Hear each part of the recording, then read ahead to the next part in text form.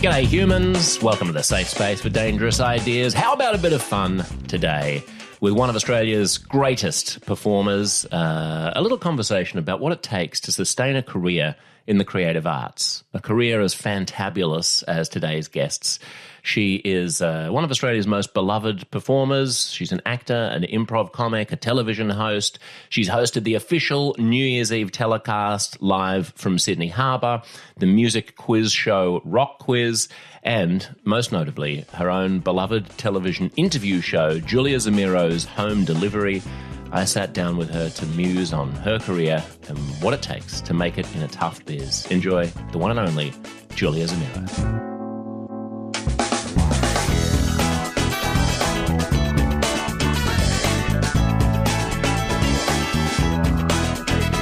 So you're anxious about flying ever since COVID. You don't strike me as that person. I don't want to be that person. Why don't you not be that person? Are you afraid of little germs floating through the air of the aeroplane? Bit, but I'm just scared of being shot out of the sky, if I'm honest. Oh, right, yeah. I'm a bit scared of that. And you'd say, why would you think that? But I don't know. Yeah. Well, don't crazy. fly over Ukraine. Sure. Or even probably Russia. Sure. Or any number of a growing list of countries with internal strife. So when I was doing commentary for the Eurovision Song Contest, yes, which I want to talk about. One of my favourite jobs in the whole entire world. Yeah. The year I left, it was going to Ukraine, and and we'd been before doing other things before for Eurovision. I mean, loved it, but part of me just went, "Oh God, it's all a bit much." And I don't know. I think we have a healthy sense of denial as human beings, which is absolutely necessary. But any level of denial I've had, strongly built up in me as an only child, I just think the last 5 years has really just started to chip away. And I don't mind it. I don't mind feeling more. But well, you're sort of feeling the wrong things, though, aren't you? In this era, in this crazy time. Yeah, sure. So it's the being shot out of the sky, not so much. But why did COVID bring about the shot out of the sky? Well, we couldn't go anywhere for threat. Ages, for a start. So you got out of the habit. You got out of the habit, and also maybe it's something about. I'm astounded that people don't talk about COVID still every day. The sense of vulnerability, what could happen. It shut the world down. I mean, it's pretty incredible. I don't like to think about it. I don't remember it. I'm just What's the matter with you? Think about it. Why don't we not remember that period? But it's a bit like I thought we were going to genuinely learn something quite extraordinary out of that time. The horror of it, it felt like the revolution that could be had, right? We were going to, for example, just even the way we all fell in love with teachers again. Now, my mum's a teacher and nurses, but I mean, really, I think teachers, you kind of go, you do realise they do a pretty good job out there. Yeah, when you have to actually teach the little nutbags yourself at home.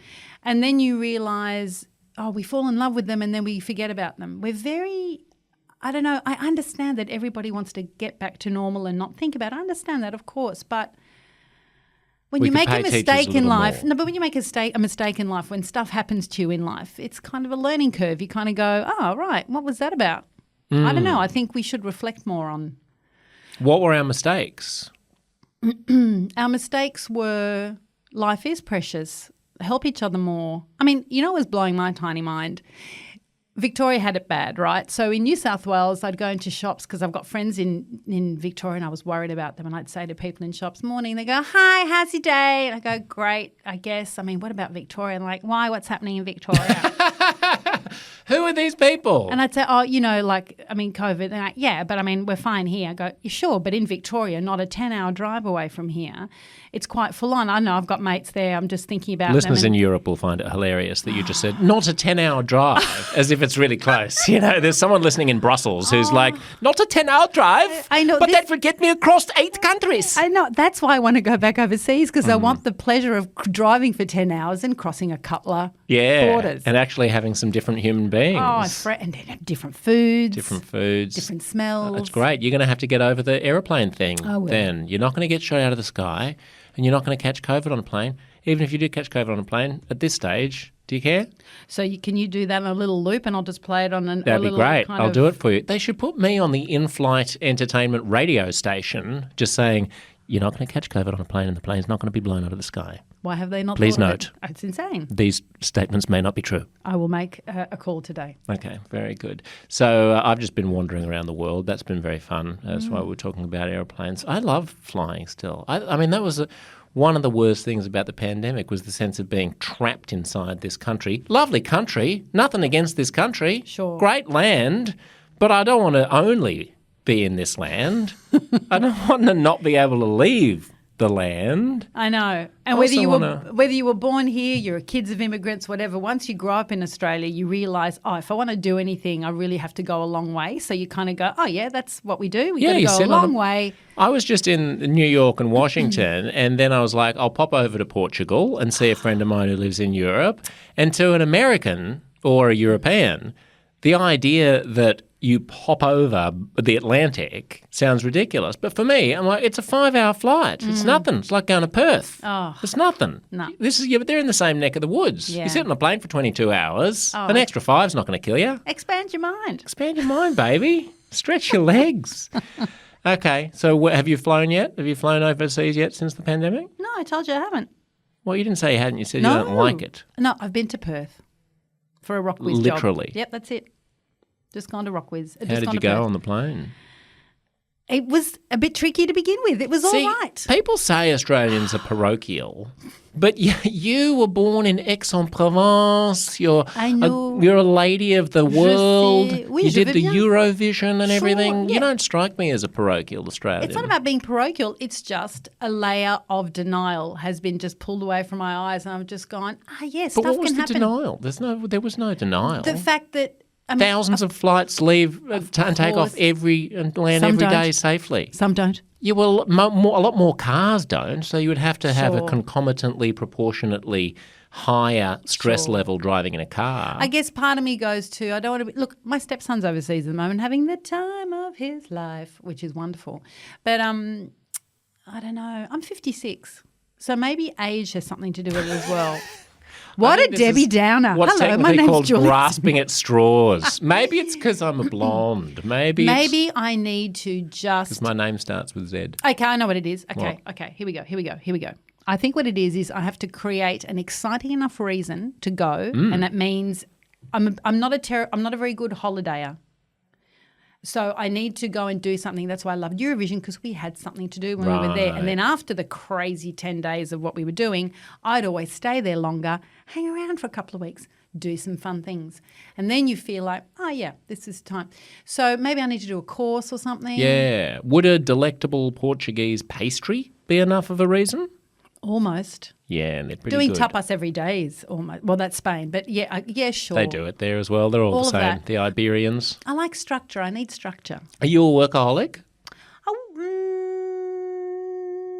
Yes. In that, I get great pleasure out of it, always have in general.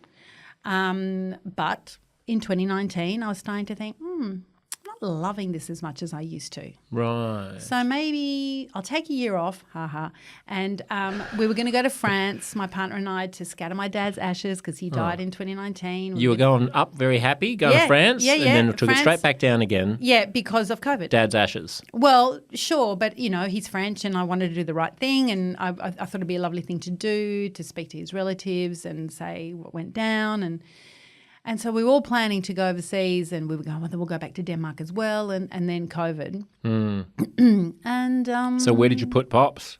He's still in my cupboard. He's still here? Yeah, he's in the garage? Cupboard. Yeah. No, my cupboard. I won't put him in the Cupboard. garage. It's cold in there. Where's the cupboard? Just off my bedroom. Okay. Yeah. He's doing okay? Yeah, I think he is. As well as an urn of ashes can be expected to do. I planted an olive tree. Oh, that's in nice. the backyard, so I do look at it sometimes and go and tend to it and have a chat. And you could scatter him there. I might.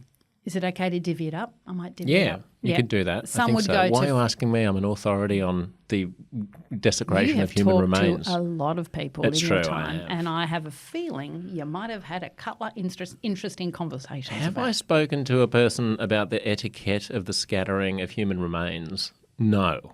I mean, Don't there are think so. great stories about how you can't scatter them in so many places. Yeah, you're not Right? allowed to in Yes, some places. yes. That's right. So I'm always interested in going, where can't you? Yeah. Where should you? I always like the stories about people who try to take it out to sea and they're on a boat and they try to throw it in the water and the wind blows and it gets in their eyes and they're spluttering with human ashes in their mouth and nose and ears. I want to see you doing that. Yeah. No, I'll be smart. There'll be no wind where I am. No, okay. Yeah. So if someone tells you that, okay, you can go overseas and you can have a beautiful 2-week-long, all expenses paid trip to somewhere of your choosing, or they say you can go overseas and shoot this gig that we've got for you, you'd be likelier to travel because of the gig? Probably. Because there's, like I say, like a structure, there's something to do, and then afterwards you can enjoy yourself and be wherever you might be, perhaps in Aix-en-Provence, the south of France, where you can just relax and hear the language. You know, I miss hearing that particular slang, jargon, dialect of that south of France. My dad and I used to kind of joke around in it, you know. So I don't really get it. It goes over my head a little bit. Eh bien alors, c'est un peu comme ça. Exactly. Alors, tu vas pas me dire, oh là là, oh peu cher. And so it's like, what would be the equivalent? It'd be like, it's like a Cockney maybe? Yeah, or like a thick Scottish brogue. Yeah. Where if you're not absolutely fluent, it might, a lot slides past, what goes over my head. It's very like if you go and see that Manon des Sources and Jean de Florette movie, oh my sweet Jesus! I mean, I if I want to spend time with my dad in my mind, I go and see that film because Yves Montagn's got it. He looked a bit like Yves Montand when he was young, so for me, it's he was hot. He's a wow! Guy, When did he die? 2019. Yeah. That's right. You said during the fires, COVID. like those awful fires, Christmas on New Year's Eve. Oh no.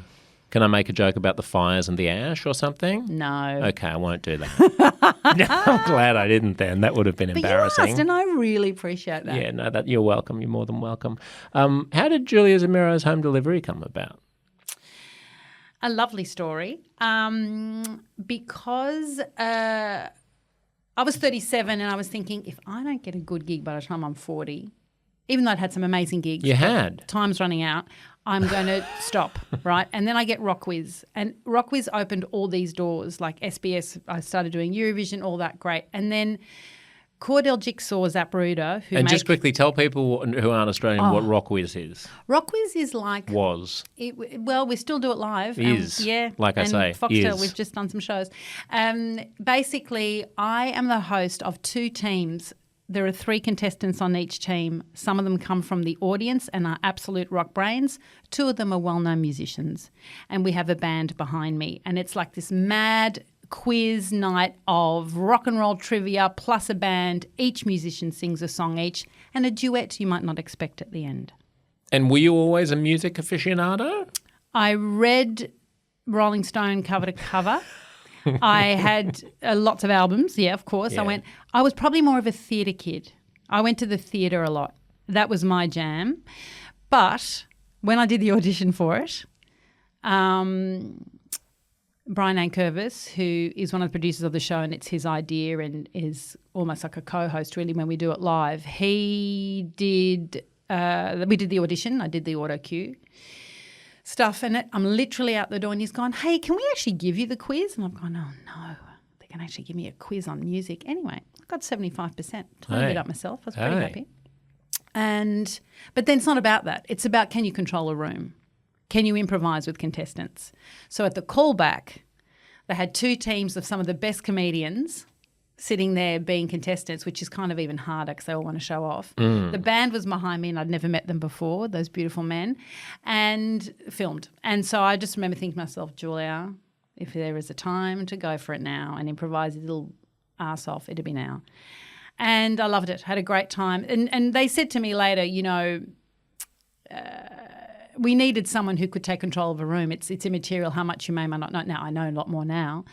But I would say theatre was more my thing as a kid. But RocKwiz opened all these doors, and with Eurovision Song Contest, there was a lot of interviewing backstage of people whose English wasn't their first language, and that was my favourite part of all. And anyway, Cordell Jigsaw Zapruder, CJZ, the production company who make home delivery, said, you conduct these interviews. They call me in and said, and you don't know what you're going to get, and you're kind of really good with people who can't even speak English, and you're kind of figuring it out, and we'd like to do an interview show with you. And I thought, well, Andrew Denton was part of that still, and I thought, well, hasn't that interview show been done? I don't want to do a show in a studio. I really don't. And, we don't have a lot of people we can interview here without starting to kind of repeat. So they came up with a concept, which was, well, what if you did it all outside? You pick them up in a car of their past, a car they remember, and you drive them to one of their first homes or their home, and you maybe go to one of their schools. And yes, it sounds traumatic.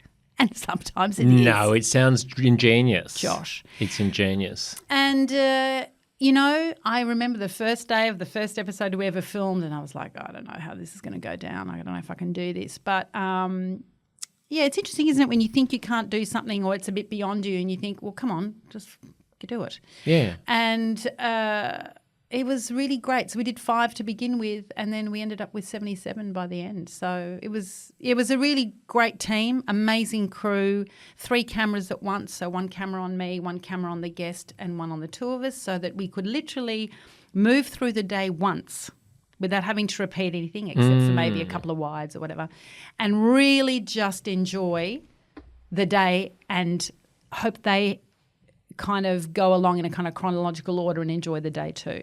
That's good, isn't it? Having 3 cameras so you don't have to go, okay, now can we just stop? Can you wipe the tears off? We're just going to go back, cry again, exactly, as if you're seeing your old school for the very first time, and we'll do you in the close-up this time, and then we'll do it again for a wide. Well, for them, it shouldn't feel like they're filming a drama. It should feel like it has to only happen once, otherwise you just lose any kind of momentum in the day. And we only would do them in a day. Oh, my God, I can't believe it. But, yeah, we did it in one day. But that's why it felt natural as well. If it was staggered out too much, it wouldn't have had the same zing. The same pizzazz. Yeah, and my big learning curve was stop commenting, a bit like with radio, stop making noises that you're agreeing with them every time. And also to shut up. Just listen. Yeah, a lot of Yeah. A lot of wow as well. Wow. Really hated myself for my wows, but look, you got to let it go. Did they clip any wows for the cutting room floor? Sometimes they'd send me the edit and I'd go, oh, is there anyway? We need to do an edit just of your wows and do a mashup. That'll go viral of just you saying wow from the outtakes of Julia Zemiro's home delivery. That'd be great. Wow. Because you don't want to, because then you go, what do you say? Because sometimes what they say is really it's wow-worthy. And you'll go, incredible. You sound like an idiot if you do that. And then you try and show it in your face and go, but you want to say, oh, wow. You just go, wow. You just mouth it. Work. Yeah. Wow. Was it ever clunky with 3 cameras going around? What if you want to go somewhere where you hadn't planned to and you go, oh, well, let's go over and look at that briar patch? We would roughly say, where do you want to go to the guests? They would know their playground better, where they might show us something that happened behind a building. Or they might say, oh, we're in the gym in general, we'll follow you. The great thing is by the end, we tended to use the same crew. But Gary Russell was our DOP, and he would work with 2 other camera people, but we would often use the same 3 for a bunch of episodes so they understood the ballet of it really and not crashing into each other. Yeah, that's good. But it was kind of nice when we interviewed people like Barry Cassidy just going, wow, you guys are great. This is really fast. I love what you're doing. And you're like, thanks, Paz. Yeah. Barry Cassidy, for those overseas, is an extraordinary journalist, political reporter, now retired, and used to be the ABC's chief political and worked reporter. With Bob Hawke as one of our prime ministers, as his press secretary. Right, and then hosted a long-running weekend morning show called The Insiders. Yeah. So as when someone who's in the biz goes, wow, you guys are really fast and like we're enjoying it, and they're enjoying it. Yeah. I think what was clever and what worked about it, and what I was terribly jealous of you for having nailed, was an interview show that's not an interview show, right? And I think a lot of shows have done that since, have tried to, whether it's Backroads or like there's a lot of, or even comedians in cars getting coffee. I mean, I don't think Jerry Seinfeld was necessarily inspired by you, but the concept of doing an interview show that's outside of the studio, that's basically located out in the real world. I'm trying to think of the next incarnation of that for me to do, but I can't figure out what it is. You'll find it. But also, too, we're taking them back to places that, I mean, as you would know, I don't know if your parents still live in your childhood home. No. So, and very few do. So of our 77 guests, I reckon, not even 10, I think, not even 5 maybe, had a childhood home to visit. You take someone back to their childhood home. It's emotional. Oh, yeah. Maybe I need to do a show where I find children, take them to the home that they will live in the future and wow them with that. Sure. Maybe there's a show in really going to workplaces of the past. I didn't go to workplaces in general. But then they don't exist, do they? The workplaces of the past have been reformed. That's not, but maybe you do them up the way they used to be. Oh, that's no. Okay, you know what you've just done there? You've just made budget problems. I've made the budget very expensive, haven't I? Now we've got outside set the whole designers. time. There was nothing to do. Yeah. You know. But they did the whole television show about where it's like you go back to the 1800s and it's like Australia was, and you go into and you see the way the metal working was being done. Well, that's where the budget went then. That's where the whole budget went. They didn't have any money for anything else. No. Yeah. And I knew it was going to end at some point. I didn't know when. We never know when our shows are going to end. With RocKwiz, we never knew it was going to end. And, years later, that Foxtel's gone, can we do it? And you go, righto, out of the blue. But with home delivery, it was in COVID when we were filming our 10 episodes and we only got 8 done because we got shut down. And then we had a meeting with the ABC who make it or who commission it.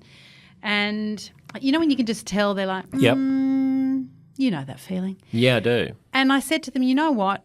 I get it and it's fine, but can you tell us that it will be our last one and can we do a final show? Because I find it really – I don't think it's great. I don't think it's a generous thing to not go, let's let them know when they're finished so we can enjoy finishing it. We can end it. I said to them, I can go into publicity saying I'm so proud of these 77 episodes. That's right. You know? You know Tucker Carlson, when he got fired by Lachlan Murdoch, and the Murdochs, but Lachlan's in charge, his Friday night show, there's a clip of it online, he's saying, he's joking, he's bantering, he's like, I'll see you Monday, and he gets called into the boss's office.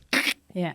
It's not a dignified way to end. Well, also too, I don't think you can really be loyal to a station anymore. I think there was a time in, I don't know, I guess any country can have it. But in Australia, it felt like you worked for one channel. You were part of a family. Correct. And I realise now that's not true. And you're part of production company family. It's actually the production company. If even that, yeah. Well, I've been really lucky. The RocKwiz people and home delivery have been amazing. And it's you got to communicate with them, and they're real people, they're good people. But I just think that I did flirt for a minute there with thinking, there is loyalty to a station. I do feel part of this family. No, I don't. It's interesting that you say that the meeting with the commissioning director at the ABC was a bit like, because I've also found that when they're not into it, it can go the other way. Like a lot of auditions that I've done, and Dad used to say this as well about acting auditions. You do the audition, they go, thanks so much, fabulous, great to see you, thanks so much for coming by, great job. You didn't get it. But if they go, okay, thank you, then they're thinking about you. And they're noodling on it. What I love about Bryan Cranston from Breaking Bad's advice for actors, it went around the internet for a while, and it's not that I got tickets on myself, but I've always thought this. He was like, your job as an actor is not to go in there and plead for a job or seduce them, whatever, getting into a job. It's just go in, do the thing, leave. And I don't know what, instinctively I learnt, and, we are making this podcast around the corner from Mulliners. It used to be a main place we'd all have to audition after acting school and all that. I remember thinking, I don't like how auditioning makes me feel, so I think my solution is I'll always have something to do before and something to do after, because I don't want it to be the main thing of the day. And if in this country you only audition, once or twice a week. I remember lovely friend Murray Bartlett, who now has an incredible career overseas. We did a short film together. If people don't know him, he was in White Lotus in the first season playing the hotel manager. Last of Us, he's in that episode too, and in that show too. And Murray, when he first went to America and he was living in New York, and he said, I'm not getting heaps of work, but I feel like a working actor because I'm auditioning all the time. Yeah. So I'm getting better at auditioning. Yeah. I'm getting stronger. I'm getting braver, more confident. So the whole audition thing, of course they're going to smile and say, you're amazing. Never heard from them again. So I would just go, it'll be a happy accident if I get it. If I don't, It's funny about that anecdote about the pace of auditioning. It is trickier in a medium-sized market like Australia's. I remember going to New York when I first got an agent for television hosting, and going to 5 or 6 auditions a day every day for some pilot, for a reality show, some concept, for something or other, a corporate video, a new food show, whatever it might be. And you're right, it becomes just part of your life. It becomes that's what your job is. Your job is not booking the gig. Your job is going to the auditions. And, yeah, my agent also said the same thing. Like, if the feedback is good and if you get callbacks, then that is the job. That's all it is. Because once you're on the short list, then the reasons why they might go with you versus the other people on the short list almost always have nothing to do with you anyway. They have something to do with whatever the gender balance is going to be or whatever they want. It's just, you weren't exactly the right jigsaw piece because they've got a bunch of different jigsaw pieces. But you did come first in your jigsaw piece lane, and so you did win the round. Like, if you impressed them, then you won. I mean, the reality too is is it the only job? I don't know. The only job where you have to do that regularly to get work. So part of me does believe if you're not built for that, then maybe it's not a great idea. Absolutely. I don't think you can sugarcoat an audition. I really don't think you can. And I went to the Victorian College of the Arts for my acting training for 3 years. It's in Melbourne. And I always felt like they were very honest about, don't you wait for that phone to ring, make your own work, keep your connections, do other things. You got to be self-sufficient in it. And I quite liked the freedom of that. I quite liked the creativity of that. Now, if you're not getting any work, sure, not great. But then what breaks my heart is how many friends I have who are performers who maybe should have stopped 10 years in and when they were still young enough to retrain and be – because something else amazing, because I think acting training prepares you for a bazillion great things. Yeah. So, and I think performing, unfortunately, is one of those jobs that if you choose to leave, people go, oh, did it not work out? And I just want to punch those people. Yes, agreed. But then there's also the counter case of the person, the friend who's now 55, who's driving Ubers and waiting tables, but is actually an actor. And, keeps saying, well, Nick Nolte got his break when he was 52 or something, But if you can hang in there, fine. But it's when you can see that the person is starting to get beaten by it. And I just want to be that friend that goes, let it go. Yeah. Fly away. Go and reinvent yourself. You are so good at so many. You're such a brilliant communicator. I'm not saying all actors are brilliant communicators, but a lot of them are. They're good listeners. They study people, they study character, and I don't know. I just think it's hard to give yourself permission to leave. Were you superstitious about auditions in any way? That I've always had an antipathy, which I think I inherited from my dad, about talking about auditions. It always rubs me the wrong way when people are like, oh, I've got an audition for blah, blah, blah. I'm like, stop talking. Don't tell me about the audition before you've done the audition. Yeah. It's just... That's the job. You go to the audition, you forget about it, you put the audition behind you. Yeah, I mean... It doesn't matter whether or not you get it or not. The game is to keep going to the auditions and keep doing your craft. Like, don't tell me about this great thing that might happen. Wait until the ink is on the contract, baby. Absolutely. I don't want to hear about it. It's not even superstition. It's more, I don't want to get excited about something that might not happen. And, I mean, that's a self-protective thing, I guess, maybe, too. You go, I just want to protect myself and not be hurt in case I don't get it. But I remember I auditioned for a sketch comedy show here called Totally Full Frontal. It used to be Fast Forward, then Full Frontal. Which you ended up doing. Yeah. And I did the final 2 years, and I went to the audition and you had to bring some characters and some impersonations. And I just really prepared. And I even brought like a bag of like bits of costume. I'm so embarrassed now. But I remember walking into the audition going, oh, no one else has a bag of kind of little props. But I thought, nah, fuck it. I'm going to just do it. And I did the best audition ever. Like, I was in there for half an hour. They were laughing. I did Yarn Event, I think, as a character. I can't remember what else I did as an impression or whatever. And as I was leaving, one of the producers said, now, you won't be doing your own material. And I said, yeah, that's all right. I'm actually not known for it. I've written some for this, but, and they went, no, we can't promise you your own material. I'm like, yeah, I know. And we had this kind of weird sort of talk. And I left going, I don't think I got that. And I rang my agent and said, I just did, I think, one of the best auditions I've ever done. I put a lot of work in. I don't think I'm going to get it. And I didn't. But I got it the year later. Right. So the homework had been done.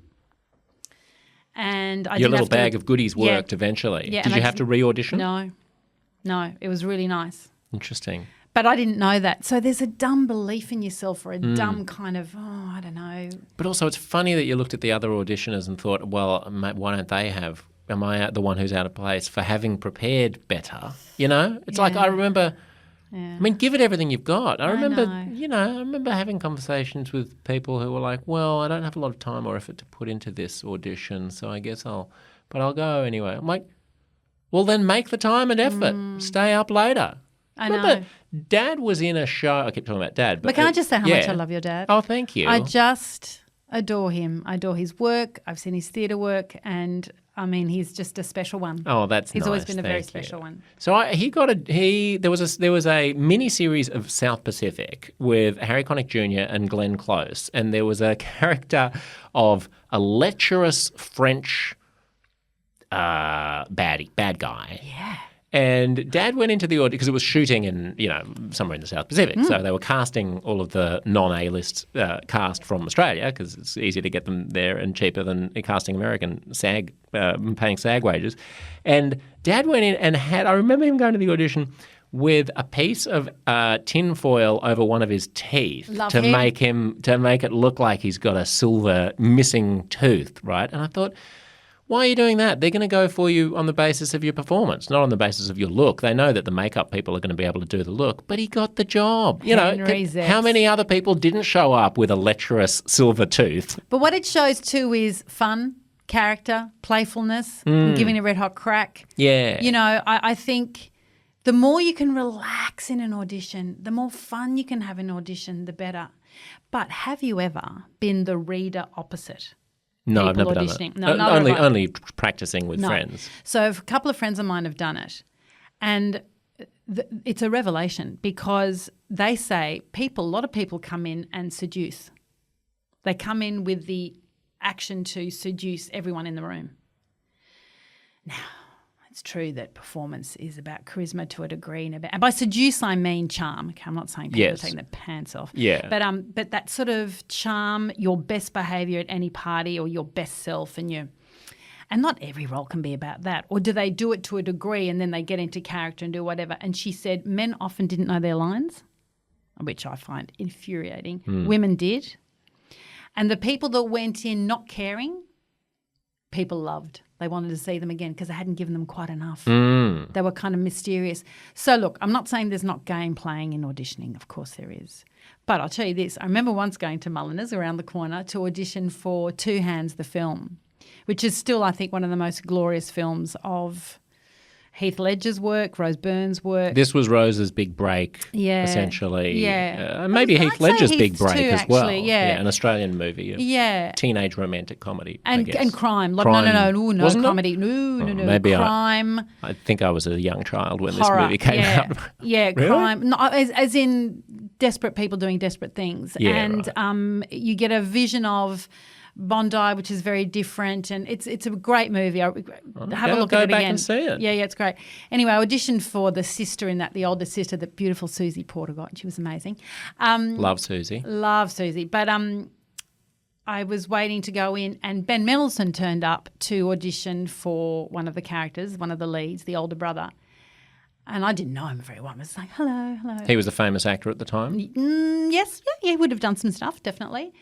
And then he disappeared into the bathroom, and he came back and he had kind of makeup and mud, something looked like mud all over his face. Now, the role was of the older brother who is, spoiler alert, dead, and talks from under the ground, from under the grave. And he did it. No, he didn't get the role. But I just thought, well, if Ben Mendelsohn can put mud all over his face to go in to prove something and get in there, well, I can take my little bag of props. I like it. And on the question of sort of, whether or not you come in with an energy of wanting the job and trying to seduce them and hoping that you get it and so on versus having the fuck you energy of like, I don't need this. I also remember an adage that I always found helpful, which was people go into auditions thinking that the people who they're auditioning for have all the power and that they don't. But actually, you have the power because they have a problem, which is that they haven't cast this role yet. Yes. And they are looking for every opportunity to find a great person to fill the role. Yeah. You do stand to lose nothing because you already don't have the job. So you're at a zero-sum level anyway. Worst thing that can happen is you revert back to the position you're in before the audition, which is fine. Whereas they're the ones who actually, if they can't fill this role, end up with a show without a good performance in it. So have the mindset that you're coming in to solve their problem. And make it like, fun's not the right word, but like be prepared and do the work so that when you go in there, it's easy. Yeah. Like I would often think about what will the room look like. I'd sometimes go through different scenarios in my head and go, what if there's 3 people? What if the director isn't there? What if he is there or he? Look at me saying he.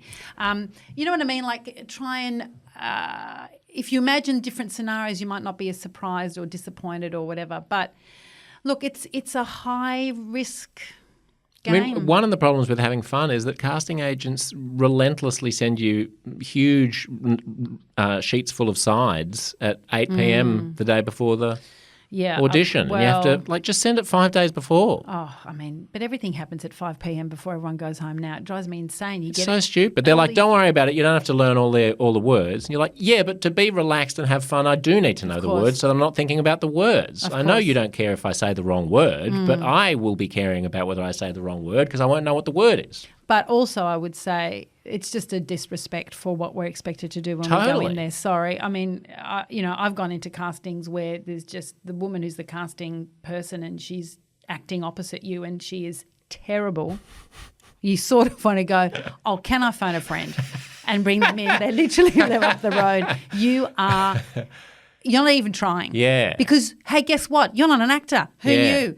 So you're not going to pay for someone. You're going to give someone amazing 2 days' work of pay to be reader opposite you. I mean, the disrespect, how am I supposed to take it seriously if you're not? It really, and I think that is also another thing that starts to burn people it's what they've been, striking for at SAG. It's a bit like, you need us, but you don't treat us very well, or you don't keep up with the times. What will AI mean? What does it all mean, in terms of our image and our words and all that, our voice, it's, I don't know. It's just, and sometimes I think acting can be one of those jobs where you start to go, if I had done any other gig for 20 years, I'd be maybe better regarded in my job or in my world. Maybe I'd be higher up, whatever that means.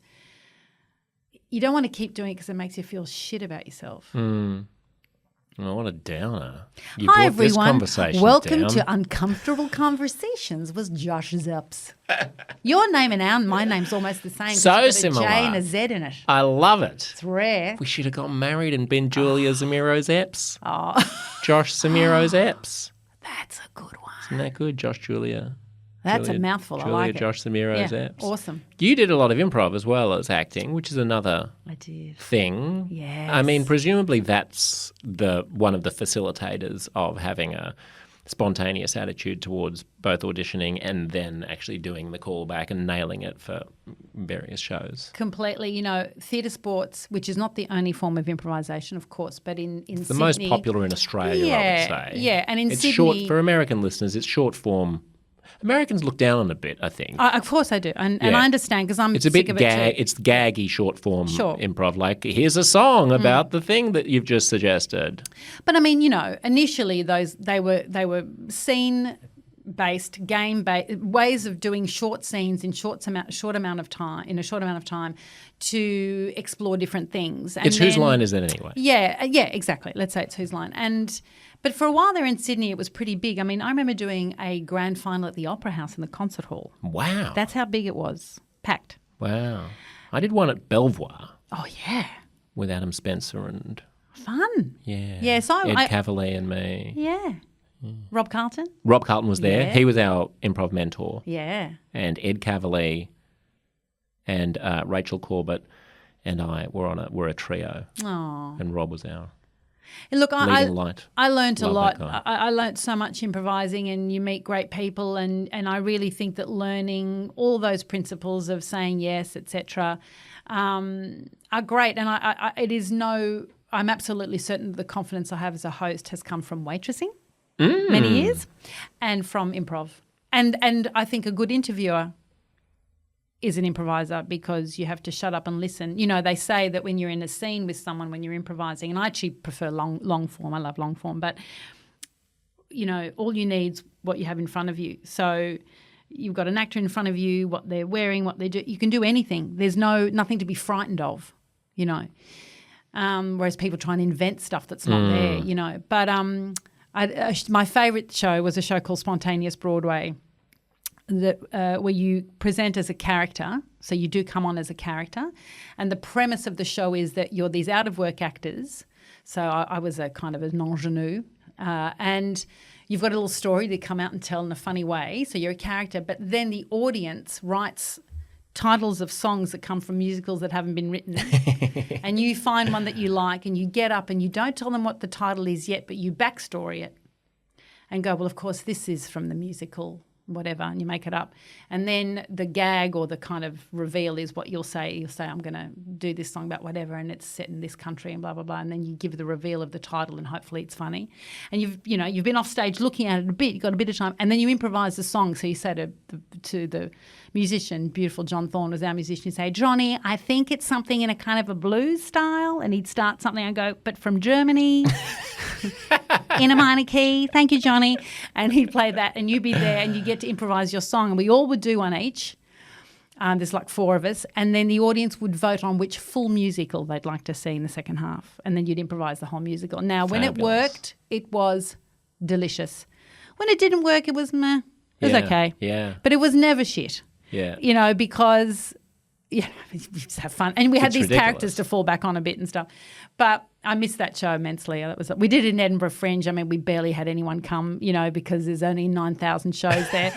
But yeah, we did it for a long time in Melbourne and at the Opera House in Sydney. It was great. On the point of, having everything that you need right in front of you in improv and, just listening and that sort of skill, when I was in New York, I was invited to be the monologist at ASCAT, which ASCAT is the long-running Upright Citizens Brigade thing where the Saturday Night Live guys will do a long-form, a herald, basically. Right? A herald is a form of long-form improv. And these are the guys who basically created it in conjunction with Second City in Chicago.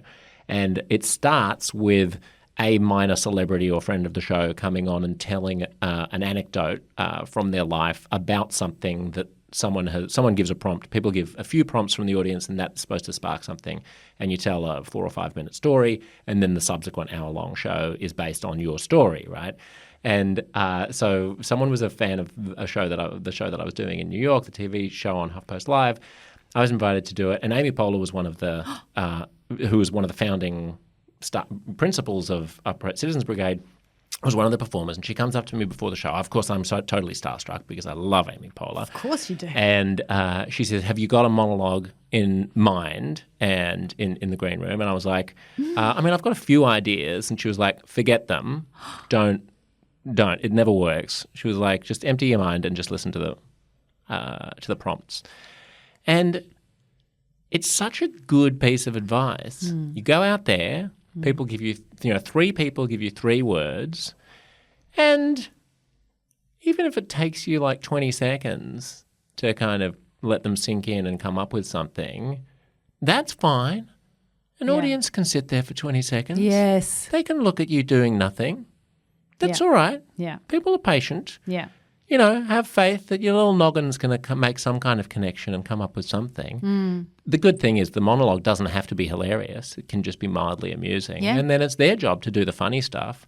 But the audacity of allowing yourself to be in a space of total receptiveness and blankness, and that's actually the pathway to great content rather than trying proactively to generate great content, is a kind of paradox, is the beautiful paradox of improv. And also, too, the audacity to allow yourself to be on stage and go, I don't have to be funny, I don't have to do anything. And you know what? The audience doesn't need it either. They will be watched. Allow yourself to be watched. Yeah. And, I love that feeling in an audience when you can see them. They're there for that. They're not afraid. They don't need it all. They don't need that sort of constant tickling all the time. Yeah. There was a team when I was playing theatre sports in Sydney called Once in a Lifetime. Brett Wood, Beren Schwert, Murray Fay, and they would be funny sometimes, but every now and then they had the guts to go serious, to go esoteric, to go weird. I mean, it would take your breath away because they just listened to each other, looked at each other and didn't panic. Wow, there's a lot of panicking on stage sometimes in improv. Fun too. Good to see a good old panic on stage. It can be deadly though, can't it? Because then the audience starts to think, oh no, Yeah. oh no. But- You don't want pity. No, but that's what makes the audience realise that this is high stakes. That sometimes actually to allow yourself to be watched, to allow yourself to listen and try and build something is the risk. And sometimes it doesn't work, and that's where you fail happily. Yeah. You go, oh, well, we'll be back. Yeah, that's right. But the audience won't necessarily. Well, they will because you might do it 2 or 3 times. I mean, usually you get a couple of goes during a night. You only don't get I see one what you're shot saying. at Yeah, it. Do you know yeah, what I mean? yeah. So the audience will go, oh, he kind of couldn't do it that first time, but wow, by the end he really knew what he was doing. And sure, there's always moments in the foyer where people are going, you weren't very good at the beginning. Like, oh, you don't get it. But, it's trying to explain to anyone a performance what you've just done on stage. And it's always like something. And that's all right. Sometimes it isn't great as well. Yeah. Which is fine. Life, which is life, that's right? Life, yeah. Have you, this is off topic, but have you heard Amy Poehler's new podcast, No. Seymour? No. It's basically an Esther Perel Oh rip-off. my God. And great. it is with improvisers. Wow. They improvise it. And it is absolutely the most delicious sounding Does she show. put on an Esther Perel No, accent? no, she's American. That would be Okay. too much. Right. But she's always Seymour about that. And that you have to call the doctor with a question mark because she might not be a doctor. Look, I won't spoil it for you. Oh, just don't. enjoy. I will hear. I will And listen to it. improvising geniuses just in conversation around a table like this, just improvising. Great. And it's heaven on a stick. I love it. I can't wait to hear it. The first time I ever heard Esther Perel, she's a relationships therapist for people who don't know her.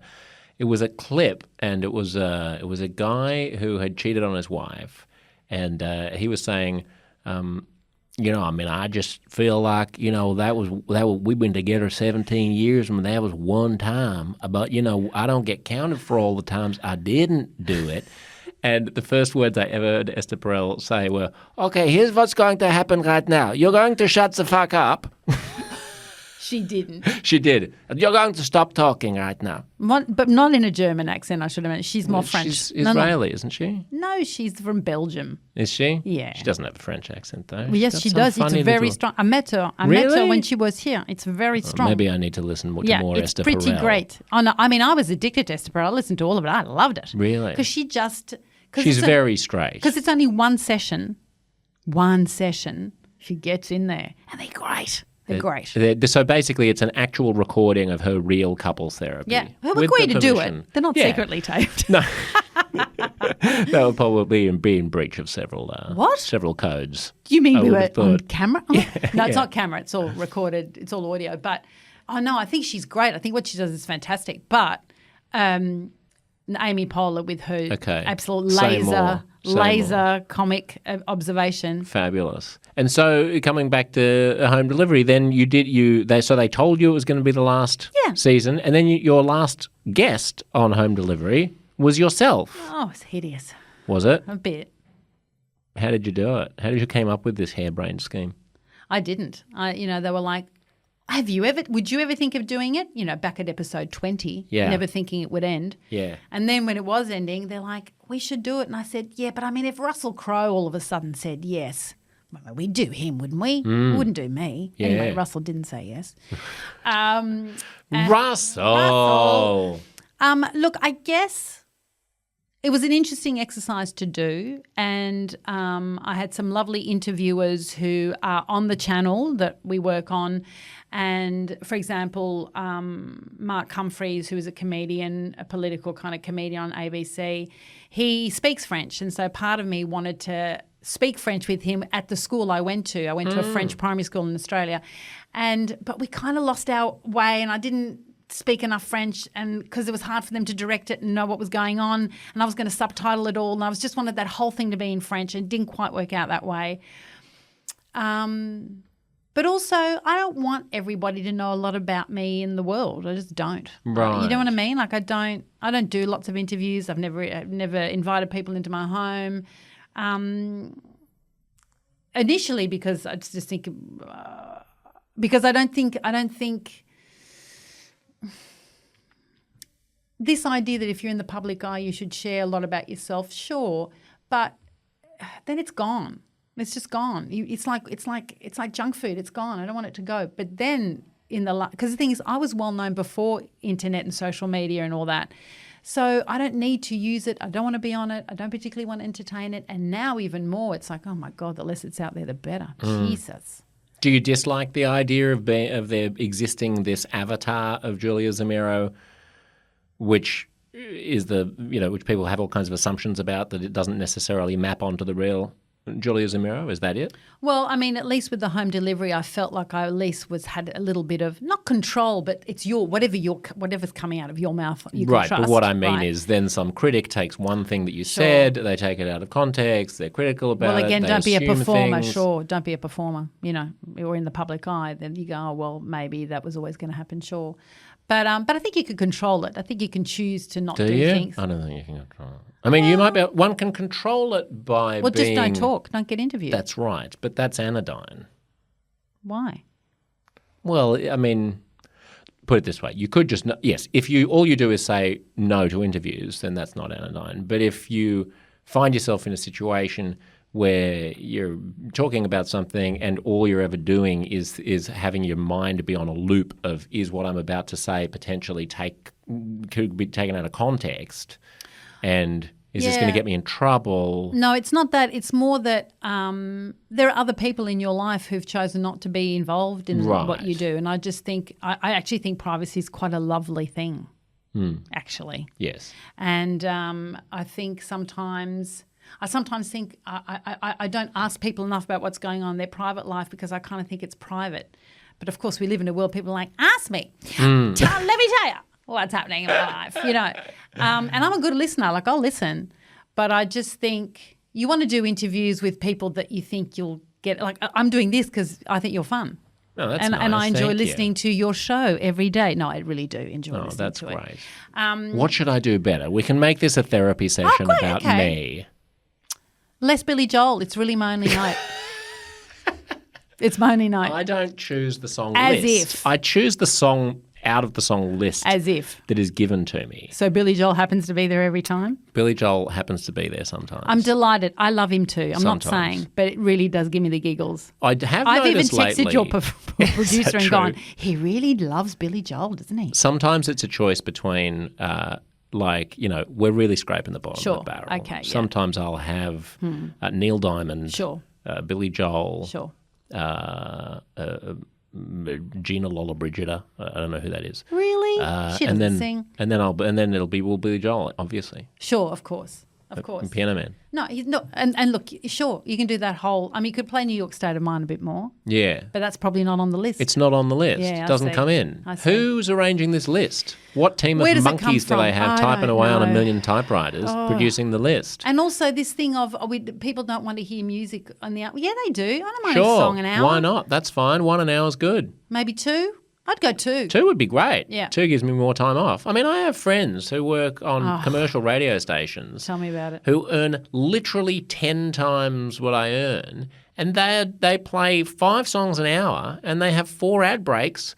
They're doing a grand total of 12 minutes of content per hour. I'm doing 55 minutes an hour. But here's the thing. So I did commercial radio for 2 years with the beautiful Jonathan Coleman, who is no longer with us, my beautiful Jono, and discovered exactly what you're saying. Oh, my God, we're here for a 2-hour shift and we literally talk for 20 minutes if we're lucky. Yeah. And then I covered once for ABC Radio for 2 weeks where, like you say, you're literally doing 50 minutes an hour. Well, which is the more interesting? Which is the more fun? Well, which is the more engaging? Yes. Give me the 2. Mine is more interesting and exhausting. Cry me a river. So when did you come to national? Because you were doing your acting and you were doing your improv and you were a professional theatrical, you were doing Shakespeare and shit, right? In high schools. Okay. That's still a job. And It's oh my still a God, job. $800 a week in my bank every week. I couldn't believe it. Absolutely. More than the ABC will pay you. And then was it Good News Week where you actually, that was a panel show based on Have I Got News for You? Yeah. Which is a British panel show, although it wasn't based on it because I think they got sued for not paying, intellectual property and whatnot. But it was wildly popular when I was growing up. I guess in the 90s. Yeah. Was that the era? I got a go on it and I was very unknown, and that's thanks to Ted Robinson, who's a wonderful theatre director, TV director here. His wife, Anne Robinson, was an agent or worked in casting, and she got me the gig. She'd get me in, which was really nice. But it's been a real up and down. You'd get Bell Shakespeare in schools, Good News Week, nothing. Then it'd go up again and you might get ads. For 10 years, I did one big ad a year. And that was just great money in the bank. Like, oh, thank God, that's that for 6 months. And then a waitress, and then you don't do totally full frontal, and then nothing for like years. And then I walked away from performance and went teaching English as a second language overseas and just did other things, and then thought, oh, who am I kidding? I just needed a big break. I'll come home, I'll do it. But I had to move to Melbourne to get that work. And it was the RocKwiz audition. That's really that, then Eurovision, then home delivery. They just built on each other. I did a play. I haven't done that many plays. I'm someone who likes to do something once and then go, do I need to do another quiz show ever again? No. Do I need to do a musical ever again? No, I've done one. Do I ever need to do it? You kind of, and that's why I'm saying I'm starting to get a tiny bit, like everything. I feel like I've not done everything, but I know how my job that I do works. So now I want to, without sounding like, but it is my third act coming up.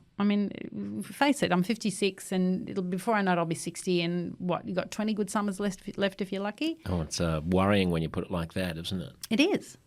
Yeah. And so I go, well, what else would you do? You have a certain amount of influence now. I'm very taken by what Sarah Wilson's done, and you've interviewed her on this show. Love Sarah. And she's maybe spoken to you on hers?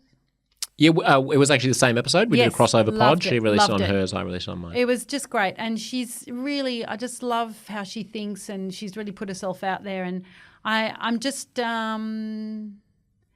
interested in how other people are doing different things. And so for the moment, while I have a little bit of a following, influence, whatever you want to call it, what can I do with it? Why don't you do one of these? Yes. She says as a pall of exhaustion washes over her face. I don't really want to talk. The very thought of it. Yeah, I feel like I've interviewed so many people now, Josh. There's still more. Lots of people. There's like 8 billion. I was interested in doing a home delivery with people that weren't famous. Yeah, that'd be great. No. Maybe that could be my show. That could be your show. Because there are people out there doing extraordinary things. And you'll find them. You know what I mean? You'll find them. So, but the ABC said no to that. Well, not that I officially pitched it, but I used to say it all the time. So I don't know. I'm taking a little bit of time off and having a think about what that might be and what it looks like. And it doesn't mean I'll never perform again, but it's just I'm not getting the kick out of it like I used to. And it doesn't, not that you have to get a kick out of everything that you do, but it's not challenging or something. I don't know. And when you're feeling this kind of uneasy and you want to move around a bit, I think you should listen to it and kind of figure it out. What would be challenging? Applying myself to learning something new, maybe. I don't know what that is. I look to people. Not directly Sam Elsom necessarily, who runs a thing called a company called Sea Forest, but basically he was in fashion for a long time. Obviously interested in the world. He goes to listen to one talk, I think it was Tim Flannery, talking about seaweed and a kind of seaweed that can take methane out of a cow's burps. Oh, yeah. To minimise. I've heard about this. 5 years later, he's doing it. And he's got this... He's the cow burp seaweed guy. Yeah, Sea Forest Farm in Tasmania. And I was at an event, hosting an event, and I had to interview him. And just talking to him afterwards, at one point he says, I didn't understand what I was doing for a lot of it. And I guess I'm afraid of being in that area, that moment, that place where you're not quite sure what you're doing. You know, we get to a point when you get good at what you do, you're like, I only like to do things I know what I can do. Yeah. I'm in my zone. So he would say scientists were very generous with their time, but they were talking to me like I was an equal. And I'd be writing things down and then going home. I don't know what cow burps are made of. Yeah, and looking it up, and it didn't stop him because for him it was an exciting thing to do. You know, it really was a new. And I'm not saying it's that necessarily. I don't know what it is. I think it could be an education, maybe. It could be the environment, but I don't know. But I just think it'd be exciting to find the thing that is propelling you in a different way and using the skills you have as a good communicator. I mean, surely by now what it is that you have or I have is a sense of making people feel at ease and comfortable and listen and, I don't know, heard, you know, whatever, and then action. How do you take action for that next thing? So I'm like, at the moment I'm sort of just doing listening and market research and listened a lot to your podcast and Sarah's and talking to people like Sam and finding those people to have a chat. That's great. So if he's turning cow burps into seaweed. Well, no, he's giving the cows seaweed. He's giving so he's turning seaweed into methane. He's through turning, a cow. No, he's making. There's less methane now in their burps because he's feeding them seaweed. Yeah, and it can be as simple as a salt lick. They can just go. And then there's no more methane coming out. Yeah, it's and what's fascinating about that is it's nature solving a problem in nature. Right. I find that quite fascinating. I think you should set your mind to stopping kangaroos from shitting so much. Sure. By feeding them stodgy food. I'm just thinking, feeding them something that makes them constipated. Science wasn't my best As you subject. can tell, it was definitely mine. Yeah. Wow, you're like a regular. I'm a biologist. Professor. In training. Yeah, I don't know what it would be. Education interests me. Kids interest me. That's good. Teaching adults interests me too. Used to teach adults improv. You know, what I love is when people discover things about themselves too. You know, Australians are really a funny. We're still very shy. We won't speak up. Oh, totally. Oh my God! Even funny. at an event, you're kind of going. I'm interviewing someone you adore, and you're barely making any noise. I mean, it's people are funny, and they really won't give themselves permission to speak up, and I just think it's silly. It's a very Aussie thing, isn't it? It's infuriating. That's one thing I liked about improv, though, because I did a bit of stand-up in New York as well, along with improv. And, you know, in improv, I do feel like the crowd is on your side from the get-go. They're like, come on, you can do it. Yep. Make me laugh. And with stand-up, everyone's just sitting there going, all right, make me laugh. I hate it. Make me laugh, monkey boy. I hate Do it. your dance. I've never done stand-up. I don't know how you did it. What was your shtick? What was your area? Everything that I thought was interesting or funny. I mean, quite a lot about being an Australian in America and noticing things over there. I had bits about Fahrenheit and, whatever else was, interesting. Fish out of water stuff. About, at the time, about the religious right who were all going crazy about gay people. I had a bit about, them caring a lot less about eating crustaceans than they do about, which is also forbidden in the Old Testament than they do about gay people. So good though, crustaceans. Yeah, they're very gay good. People, but they're really good too. Yeah, exactly. They're so they good. all are, and you don't hear people get quite so hot under the collar about their children coming out as crustacean munchers. Anyway, I just feel like stand-up is it's so combative. It's like lamb to the slaughter kind of thing, whereas with improv you're in a team. Also, I never played sport at school. Right. Why? This was your sport. Because I can't. This was my sport. But I'm interested in what you were saying about not wanting to be really in the public eye and liking privacy, because now you must get recognised all the time. Yeah, but I don't say, hey, come into my home, we'll do a photo shoot where I'm wearing white. But and I've had a nude pedicure, because that's natural. Right. Well, and so I've never done a black and white photo spread nude. I kind of would like to, probably, if I'm honest with myself. There's your next step. Do you think? That's my next thing. I think so. You know what I mean? Like, it's like they ask you, you just go, no. And if they get annoyed, you go, it'll be fine. So fame doesn't bother you. self-absorption does. Yeah, and it's really time consuming, and I don't love having to put on, because often in those photo shoots they make you wear clothes you would never wear in a million years. No. But when you started getting famous, when Good News Week happened and people first started going, "Oh, you were on TV last night," that wasn't bothersome? No, that's lovely, because it's just in the moment on the street. I'm in my normal clothes. I'm just like, hello. And it's also a great opportunity to find. It's like, with RocKwiz, it was all men in their 50s coming up to me. Interesting. That's my core demographic. Right. When I was 38. Yeah. And then when I started doing home delivery, women in their 40s. Right. And that was interesting to me when a demographic comes up. And I've just done this 10-part show called Great Australian Walks on SBS, and that's a real mix of people. But then Fisk, this comedy show I've done with my beautiful friend Kitty Flanagan, old, young and children. Yeah. It's just everybody. It's across the thing. So as the makers of content, you want to go and say to heads of production teams and all that, you go, you don't know what people like. You really don't. No. And you make something and you hope when it floats, people will like it. But trying to persuade network executives.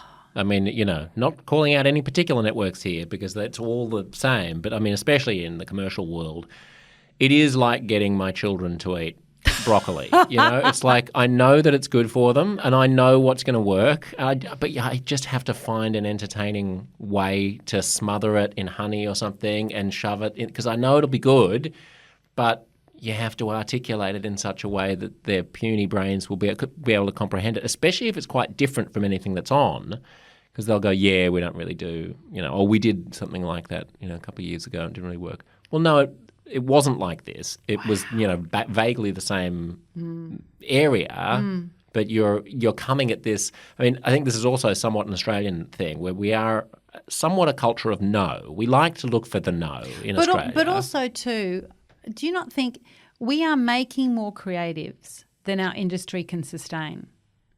We think we're like America or England. France makes more films than we do on TV. Denmark does. Heaps. I mean, the thing is, we think that we can sustain. You can't keep churning out 30 new actors out of each acting school. That's 100 actors a year from, say, just the three main ones, whatever they are. A lot of future Uber drivers. Exactly. But and there was a time when you didn't have to go to Hollywood. Well, now they are all going there for pilot season, and that's fine. I mean, it's absolutely an option. But all the local TV shows we used to have where you could learn how to do your craft, gone. True, but there's also, I mean, there is a cautiousness and a conservatism, especially given what's changing in television, with the rise of streaming and so on, that they know that the bread and butter is sports and reality TV, and anything that's not that, it really needs a strong raison d'etre, and it can't be too similar to something that might not have worked. And it can't be too out there. And as soon as this thing that you make, it's rating, well, we love you. Yeah, absolutely. And that's when I just want to... Who knew? Yeah, and that's Who when knew? I turn to people and I have quite honest conversations and go, you are kidding me, aren't you? You thought this would not work. You were making me feel like it wouldn't work. And it has worked.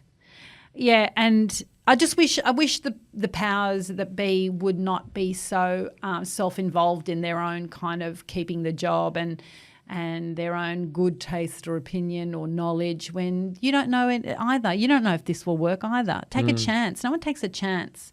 No one wants to really take a chance in anything. No. And that's a shame. If we had more a culture of failing and not getting it right all the time, it'd be lovely. But, it all costs money and blah, blah, blah, blah, blah, blah, blah. Yeah, and it's also just like, where are you sort of pitching yourself? I did find in the United States that there was more of a culture of that they were pitching themselves from a preconception of like, you come up with an idea of like, oh, how about this thing? And their initial instinct is always going to be, oh, that's cool. I know this other person who also is interested in that kind of thing. Maybe you should get a drink and see if there's something can happen. Let me know how it goes. Let me know if I can be of help. That's the initial go-to for people in the industry over there. And the people in the industry here, I think it's usually like, well... And there's nothing more exciting than a, well... Well... Oh, you're killing me with your enthusiasm. Yeah, exactly. That's right. Lastly, do you have any insights about Europe? I mean, given that you are a Europhile and European and are straddling these two continents, is there anything that strikes you about either the nature of the people or the nature of the work in Australia versus France? Well, having not been there in a long time because I can't fly or won't fly, okay, I'll change that. Oh, look, Can't Fly, Won't Fly, a new show. Julia Zemiro's Can't Fly, Won't Fly. She just sits in a room. It's Julia Zemiro sitting at home. Yeah, and someone comes in and says, are you going to fly today? And I go, no, can't fly, won't fly. Yeah. And that's it. That's ends it. 2 minutes. It's a 2-minute show. Look, all I know is, you know, for me, Europe, when I think of Europe, I really do think of my time at Eurovision. And what I used to love was this weird competition that everyone said wasn't political and often was. Who said it wasn't political? Everyone. The denial within that, but just the joy of going to, you know, Malmö or Stockholm or Moscow or Baku in Azerbaijan or Oslo or one year when it was in Germany, we went, great, we're going to Berlin, and we went to, was it Dusseldorf, I think? Could have been. Boo. You could tell me anything. But putting on this ridiculous show and being in these amazing rooms, these media rooms where you could hear no English. Oh, my God, I was a pig in shit. I loved it. Yeah. No English, and just hearing the crazy songs when they were still in their languages, and meeting lots of different people, and it was the happiest place in the world. And so did you go to the Ukraine year? Did you go to the one which Ukraine held? No, we didn't. No. We didn't. But, yeah, I mean, we don't need to get into that after we've had such a lovely conversation. And you did say lastly. I did say lastly. It's a big question. But, you know. In the final 3 minutes of the show, let's discuss the geopolitics of Vladimir Putin's Europe. Strategy in Central Europe. Yeah. Yeah, I just love that Zelensky was an actor and a comedian and ended up being the president. Yeah. And you kind of go, maybe we need more people with real jobs getting into politics. I think, you know, it's probably one of the reasons, you know, I did quite a bit of stuff with the independent candidates leading up to the last federal election because I wanted to know who they were. And it turns out that a GP, a former captain of a rugby union team, a surgeon for kids, a foreign correspondent, a midwife, actually having had these jobs in the world with real people, end up sort of having really great ways of communicating with others and making decisions happen. And so, yeah, I don't know much about the industry over there, but if Call My Agent, which is such a great show, love it. If I could be in that show. Well, here's the true final thing. I mean, you were saying you're looking for your next chapter and that what politics needs is people who haven't been traditionally politicians, so maybe you could run for office. Look, I did think about that. No, I mean, thought about it. Why not? But it's another kind of level of fame and people wanting something from you that I just need a little bit of a break from. It's a certain kind of... Everyone needs something from me, and I've seen them in action because I've done a few events and stuff. And it's that thing of people coming up and wanting something and wanting to say something and telling their life story. Because, you know, if you're in the public eye, you get that a lot too. You get long stories. But also I think it's slightly out of my wheelhouse is what I would say. In that I'm not I'd have to do a lot of homework to get there because a lot of people in Parliament House haven't done a lot of homework to get there. It's true, I know. In this climate, I just feel like you can be gotcha'd at any moment. Totally. You just want to really know. And what I love about some of the independents is that people kept saying, but they don't know anything about politics. You go, you know what? They're overqualified to be in there. Also, what do you need to really know about politics? Like, exactly. You need to know about, like, you talk to Allegra Spender or, you know, Monique Ryan. But I still don't really know how my tax works. Do you know what I mean? It's those things. I still don't quite know how, you know, it's things like everyday stuff. I kind of muddle through it, and I think you need to be on top of that. I don't mind being a cheerleader of that or being part of it in some way. No, I think it's going to be something different to that, and it doesn't mean you can't be a good helper along the way. I'll MC things for free. I'm a big free MCer. Call Julia Zemiro for your free MCing gig. Anytime. When she works on turning political speeches into kangaroo feed. to prevent them from pooing. Well, There's your next. that was your call. If Thank I you very finish much. it, I look forward to the next conversation. Thanks for being on the show, Julie. I love to see you. No, thank you, Josh Zemiro.